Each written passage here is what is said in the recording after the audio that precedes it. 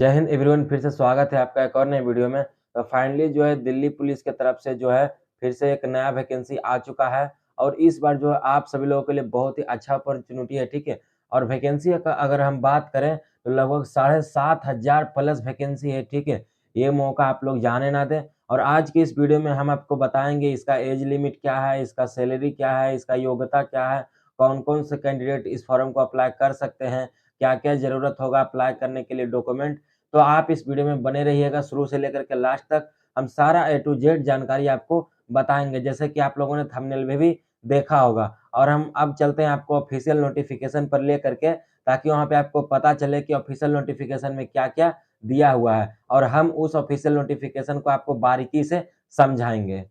तो फ्रेंड, जैसा कि आप सभी लोग देख सकते हैं, ये है अपना ऑफ़िशियल नोटिफ़िकेशन जो कि दिल्ली पुलिस की तरफ से आया है, ठीक है? अगर यहाँ पर आप देखेंगे तो लिखा हुआ है constable male and female in Delhi police examination 2023, ठीक है? अब देखिए यहाँ पर जो है ना कुछ इम्पोर्टेंट जो है सेक्शन दिए हुए हैं, जैसे कि ये एक सेक्शन में बाँट दिया गया है। यहाँ से अगर मैं आपको बताना चाहूँ तो इसका ऑनलाइन एप्लीकेशन कब तक है, लास्ट एप्लीकेशन डेट कब तक है, पेमेंट आप कब तक करा सकते हैं, करेक्शन डेट कब तक है, मैं आपको बारीकी से बताता हूँ। तो यहाँ पर पहला अगर आप देखेंगे तो ऑनलाइन जो इसका डेट रखा गया है वो रखा गया है 1 सितंबर से लेकर के 30 सितंबर, मतलब 1 महीना जो पूरा आपको जो ऑनलाइन करने का टाइम दिया गया है। और हम लास्ट डेट का बात करें तो बस वही 30 सितंबर रहेगा, ठीक है। अगर हम करेक्शन का बात करें, जैसे कि आपने फॉर्म भरा लेकिन कुछ गलती हो गया फॉर्म भरते वक़्त, साइबर कैफ़े से या खुद से, तो आप जो है 3-10 से लेकर के 4-10 के बीच में, मतलब 1 दिन आपको जो समय दिया गया आप सुधार सकते हैं, ठीक है? और एग्ज़ामिनेशन का हम बात करें तो ये देखिए दिसंबर में जो एग्ज़ामिनेशन दिया हुआ है और इसका अलग-अलग डेट भी दिया हुआ है, वो डेट अभी इसमें नहीं दिया हुआ, मैं आपको टेलीग्राम पे अपडेट कर दूँगा। तो टेलीग्राम चैनल अभी तक आप जॉइन नहीं किए तो आप जा कर के जल्दी से जॉइन कर लीजिए, ठीक है? और जो भी इसमें इम्पोर्टेंट जानकारी दिया हुआ है, मैं सिर्फ़ आपको वही बताऊँगा जो आपके काम लायक है। यहाँ पर अगर आप देखेंगे तो सबसे पहले पे स्केल दिया हुआ है, यानी कि सैलरी, आपका जो सैलरी कितना मिलने वाला है दिल्ली पुलिस में।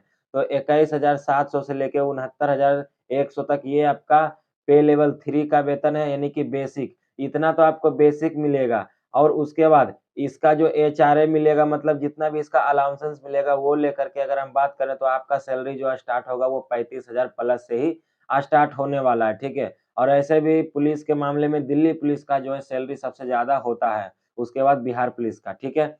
और यहाँ पे देखिए फ्रेंड्स, तो कैटेगरी वाइज़ जो है यहाँ पे बाँट दिया गया है वैकेंसीज़ को, ठीक है?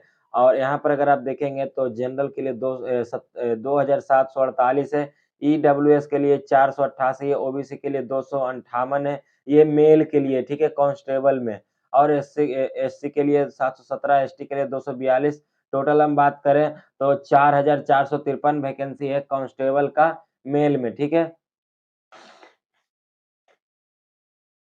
इसी तरीके से अगर हम फीमेल में बात करें सिर्फ़ कांस्टेबल का, तो यहाँ पर दिया हुआ 1502 वैकेंसी जनरल का, उसके बाद ओबीसी में 268। इसी तरीके से आप जो सभी लोग देख सकते हैं ये सारा कुछ दिया हुआ है, ठीक है? और यहाँ पे जो कुछ जो है स्पेशल वैकेंसी दिया हुआ है, जैसे कमांडो का है, इंक्लूडिंग बैकलॉग एससी, एसटी, तो इन सभी का जो अलग-अलग जो है वैकेंसी यहाँ पे नंबर ऑफ वैकेंसी दिया हुआ है। और टोटल वैकेंसी का हम बात करें तो 7,500 47 वैकेंसी है, जैसे कि आप सभी लोग यहाँ पर देख सकते हैं, ठीक है? और अब हम चलते हैं नीचे की ओर लेकर के, तो और भी नीचे क्या-क्या दिया हुआ है, एजुकेशन क्वालिफ़िकेशन, ऐज कितना रहना चाहिए, तो ये सारा कुछ हम आपको बताने वाले हैं। तो पहला यहाँ पे देख सकते हैं 4 नंबर में नेशनैलिटी सिटीज़नशिप, जो वो इंडिया रहने वाला है, सिर्फ़ इंडिया के लोग ही इसको अप्लाई कर सकते हैं, नॉट अदर देन कंट्री, ठीक है? और यहाँ पे 5वाँ नंबर में आप देखेंगे तो ऐज लिमिट, तो देखिए ऐज लिमिट जो 18 से 25 वर्ष रखा गया है, ठीक है? लेकिन अगर हम ओबीसी का बात करें तो उसको जो 3 साल का छूट दिया गया है, एससी-एसटी का बात करें तो 5 साल का, मतलब एससी-एसटी वाले जो 30 वर्ष तक अप्लाई कर सकते हैं, क्योंकि 5 वर्ष का जो उनको जो है छूट दिया गया है ऐज रिलैक्सेशन में, ठीक है? उसका जो आपको फॉर्म भर के जमा करना होगा, ठीक है? मतलब जब आप ऑनलाइन करेंगे तो उसी समय आपको वहाँ पे ऑनलाइन अपलोड करना है, जिसका कि आपको जो फॉर्मेट मिल जाएगा सबसे लास्ट में नोटिफ़िकेशन के, वो मैं आपको बताऊँगा कहाँ से आपको डाउनलोड करना है, ठीक है? और ओबीसी वाला कैंडिडेट जो 27 तक अप्लाई कर सकते हैं। लेकिन यहाँ पर एक जो है आ जाता है इम्पोर्टेंट बात, कि आपका जो मतलब डेट ऑफ बर्थ है, वो आपका होना चाहिए 2/7/1998 से लेकर के 1/7/2005 तक। और 1/7/2023 मतलब जब से ये ऑनलाइन एप्लीकेशन अप्लाई हो रहा है फॉर्म 1 सितंबर से, तो आपका 1 सितंबर तक जो है आपका 18 साल पूर जाना चाहिए कम से कम, ठीक है? और ऐसे तो डेट ऑफ बर्थ यहाँ पे बताया ही गया है, यहाँ से भी आप मिला सकते हैं। अब हम आगे चलते हैं, आगे और क्या-क्या दिया हुआ है, ठीक है? एसेंशियल क्वालिफ़िकेशन, आपका जो क्वालिफ़िकेशन क्या होना चाहिए इस फॉर्म को भरने के लिए, ठीक है? 7 नंबर में आप लोग देख सकते हैं एसेंशियल क्वालिफ़िकेशन एज़ 30/9/2023 मतलब 10+2 तो रखा गया है, मैं आपको पहले बता रहा हूँ कि इस वैकेंसी को भरने के लिए 10+2 यानी कि 12वीं पास आपका होना चाहिए कम से कम और वो भी 12वीं पास कब तक होना चाहिए जब आपका मार्कशीट बन के आया होगा, तो उस मार्कशीट में 30/9/2023 यानी या तो फिर इससे पहले का होगा, यानी इतना तक यानी कि 30 सितंबर 2023 तक आप पास हैं इंटर, तो ही आप इस फॉर्म को भर सकते हैं। यहाँ पे जैसे कि आप सभी लोग देख सकते हैं लिखा हुआ है पूरा जो है डिटेल में, ठीक है? तो इसमें जो एनसीसी क वालों के लिए भी छूट दिया हुआ है, जिनका एनसीसी सी सर्टिफिकेट उनको 5 नंबर मिलेगा, बी वाले को 3 नंबर और ए वाले को 2 नंबर मिलेगा, ठीक है? और एक इसमें और भी मतलब नंबर का जो दिया हुआ है डिग्री यानी कि आप ग्रेजुएट हैं या पोस्ट ग्रेजुएट यानी पीजी किए हुए हैं, तो जो आपको एक एक्स्ट्रा नंबर इसमें दिया जाएगा, मैं आपको बता दे रहा हूँ देखिए। यहाँ पे जो अगर आप डिस्ट्रक्शन में आते हैं तो 5 नंबर दिया 5% दिया जाएगा, फर्स्ट क्लास में आते हैं तो 4%, सेकंड क्लास में 3%, इसी तरीके से जो आपको यहाँ पर भी दिया हुआ था एनसीसी में। सॉरी मैंने वहाँ पे नंबर बोल दिया था, यहाँ पे आपको 5% दिया जाएगा, ठीक है? परसेंट में दिया जाएगा, जितना भी आपका नंबर बनेगा, ठीक है? फुल नंबर का उतना परसेंट। तो फ्रेंड्स यहाँ पर अगर आप देखेंगे physical endurance and measurement test PENMT तो यहाँ पर जो लड़कों के लिए मतलब बॉयज़ के लिए जो रनिंग रखा गया वो रखा गया 1600 मीटर का और लॉन्ग जंप जो रखा गया है वो रखा गया है 14 फीट का और हाई जंप 3 पॉइंट यानी कि 3 फीट 9 इंच लगभग 4 फीट का ठीक है और 6 मिनट जो टाइम दिया गया है। लेकिन ये जो 30 बरस तक है उनके लिए ठीक है। लेकिन जो 30 से 40 हो रहे हैं 30 से 40 के बीच में उनको जो 7 मिनट मिलेगा उतना ही रनिंग 1600 मीटर में रनिंग में ही उनको 7 मिनट मिलेगा और 13 फीट उनको करना है 3.6 फीट उनको हाइट जंप करना है, जो 30 से 40 है, लेकिन जो 40 से अबव है, उनको जो इसी तरीके से आप लोग देख सकते हैं उनको 8 मिनट लगेगा और घटते हुए जा रहा है, ठीक है? अब हम नीचे चलते हैं फिजिकल स्टैंडर्ड टेस्ट में, तो आपका जो हाइट है, मिनिमम आपका हाइट जो 170 सेंटीमीटर होना चाहिए मेल कैंडिडेट के लिए और फीमेल कैंडिडेट के लिए 157 सेंटीमीटर होना चाहिए, तभी जो आप इस फॉर्म को भर पाएँगे, ठीक है?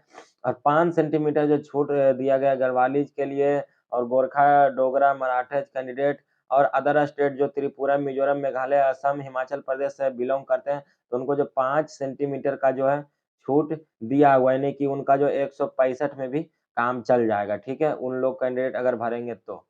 अब यहाँ पर हम बात करते हैं कि गर्ल्स के लिए क्या फिजिकल टेस्ट तो उनका जिनका भी एज 30 तक होगा, उनका जो होगा 8 मीटर का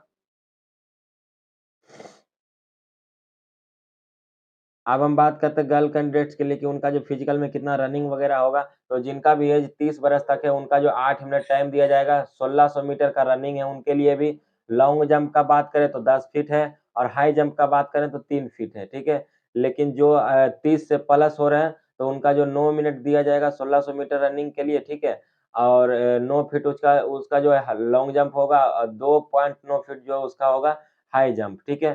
तो इतना आपको ध्यान रखना है। लड़का हो या लड़की, दोनों का जो है इसमें रनिंग जो है सेम रखा गया 1600 मीटर बस उसमें जो है टाइमिंग का जो है डिफरेंट कर दिया गया है, ठीक है? अब हम बात कर लेते हैं इधर मैंने आपको पहले बताया कि लड़की के लिए जो 157 सेंटीमीटर होना चाहिए, जो कि आप सभी लोग यहाँ पर देख सकते हैं। मिनिमम हाइट 157 सेंटीमीटर रिलैक्सेबल, ठीक है? और यहाँ पर भी जो है 2 सेंटीमीटर गर्ल्स को जो है दिया गया है छूट, जो कि हिल एरिया से आते हैं और अदर स्टेट से आते हैं जैसे गोरखा, डोगराज, मराठा कैंडिडेट, ये मणिपुर, हिमाचल प्रदेश, असम, लद्दाख, जम्मू कश्मीर इन सभी से आता है तो उनको 2 सेंटीमीटर का छूट दिया गया है गर्ल्स लोगों का। अब बॉय लोगों का जो 5 सेंटीमीटर का छूट दिया हुआ है, ठीक है? जो ऑनलाइन करने में लगने वाला मैं आपको बता दे रहा हूँ। पहला तो आपको लगेगा आधार कार्ड या प्रिंट आउट ई-आधार मतलब प्रिंट आउट जो होता है या फिर आप अपना ओरिजिनल आधार कार्ड से भी कर सकते हैं। Voter ID card, driving licence, इसमें ड्राइविंग लाइसेंस का जो ही लोचा सब लोग का होता है, इसी के कारण जो फॉर्म कितने लोग नहीं भर पाते हैं। तो ड्राइविंग लाइसेंस आपके पास होगा, मैं इतना आशा करता हूँ तभी आप इस वीडियो को देख रहे होंगे और दिल्ली पुलिस भरने के लिए सोच रहे होंगे। फिर आता है पैन कार्ड, फिर आता है पासपोर्ट साइज़ फ़ोटो, ठीक है? और सॉरी पासपोर्ट आता है, उसके बाद आता है ID card issued by university या कॉलेज या स्कूल जो भी आपके पास वो दे सकते हैं एम्प्लॉयज आईडी जो कि गवर्नमेंट को अगर होना चाहिए, एक सर्विसमैन, तो जो एक सर्विसमैन वाला भरेंगे वो एक सर्विसमैन का अपना जो सर्टिफिकेट वहाँ पे अपलोड करेंगे। फिर उसके बाद आता है any other photo wearing valid ID, मतलब जो भी आपके वैलिड आईडी में अच्छे से फोटो दिख जाए जो कि अपने स्टेट के द्वारा वेरीफाई होना चाहिए, स्टेट गवर्नमेंट के द्वारा, वो भी आपका लगने वाला है, ठीक है? और इसमें कुछ ज़्यादा अब कुछ दिया हुआ नहीं है, ठीक है? मैंने आपको सारा कुछ बता दिया और हाँ, आपको जो फॉर्म भरने के लिए एक मैं डिस्क्रिप्शन में नंबर दे दिया हूँ, वहाँ पे आप कॉन्टैक्ट करके अपना फॉर्म जो आप भरवा सकते हैं।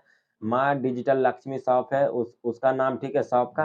तो आप वहाँ पर जो है कॉल करके अपना जो सारा डॉक्यूमेंट भिजवा करके आराम से जो फॉर्म भरवा सकते हैं बिना कोई मिस्टेक के, ठीक है? और चलिए हम फिर से मिलते हैं आपके साथ अगले वीडियो में। जय हिंद, जय भारत।